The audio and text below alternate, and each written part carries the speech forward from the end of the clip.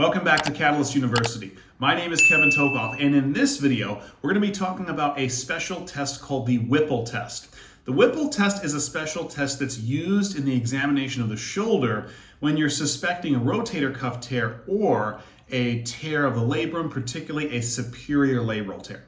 Now, realistically, a rotator cuff tear overall is not that difficult to diagnose when you compare it to other shoulder pathologies, but a labral tear can be a little bit more challenging. So I would actually argue that this test is a little more useful for a superior labral tear than it actually is the rotator cuff tear.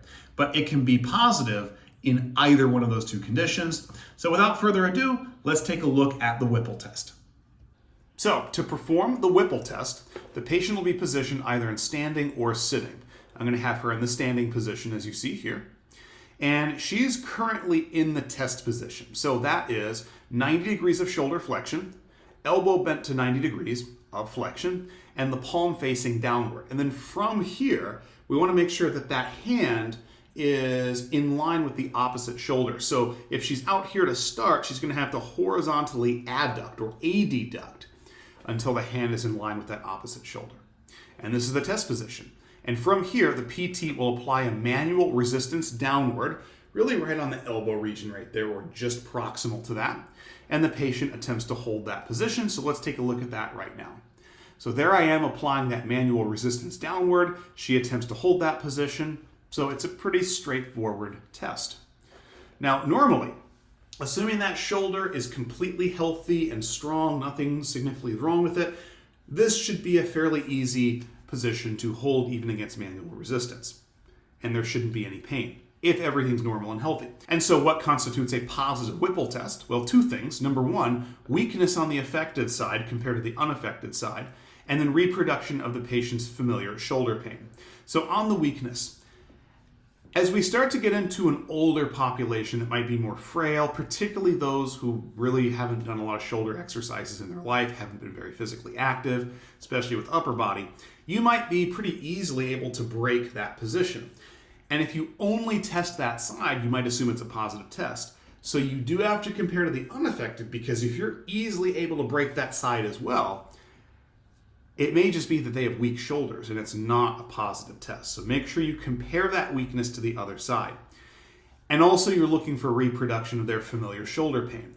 Now, we mentioned at the start of the video that this can indicate a partial rotator cuff tear or a superior labral tear.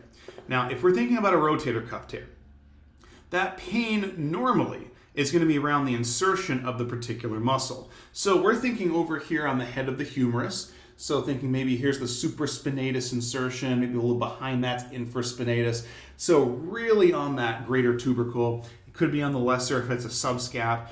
This one's less likely to get a subscap tear. It's usually going to be supraspinatus or infraspinatus if it gets one of those. Okay, but think about more along that insertion. Also know there might be some anterolateral referral if it is a rotator cuff tear. Remember, that's the referral pattern of those muscles. If we're talking about a superior labral tear, usually the patient's going to report a deep shoulder pain. Not only do you want to ask about location of the pain, but really also ask if it's superficial or deep. If they say that the pain's very superficial, it's not likely to be a labral tear because the labrum's deep in there, right around that socket of the glenohumeral joint. So if they say it's deep shoulder pain, and maybe even they're more specific, it feels like it's on the superior aspect of the socket, feels like it's on the top of the socket, but still deep, that's more likely to be a superior labral tear. And even if they just say it's deep shoulder pain, you probably want to follow that with some general special tests for labral tears. A great example would be the compression rotation test. I cover that in another video. It doesn't have great psychometric properties, but it's a really good exploratory test to see if you can reproduce their pain and also get some clicking and grinding, which may be the case if there is a labral tear. So hopefully this video gave you a good understanding of the Whipple test and how to interpret the results. Make sure to like this video, subscribe to my channel, and hit that notification button for notifications for all videos in the future. Thank you so much for watching.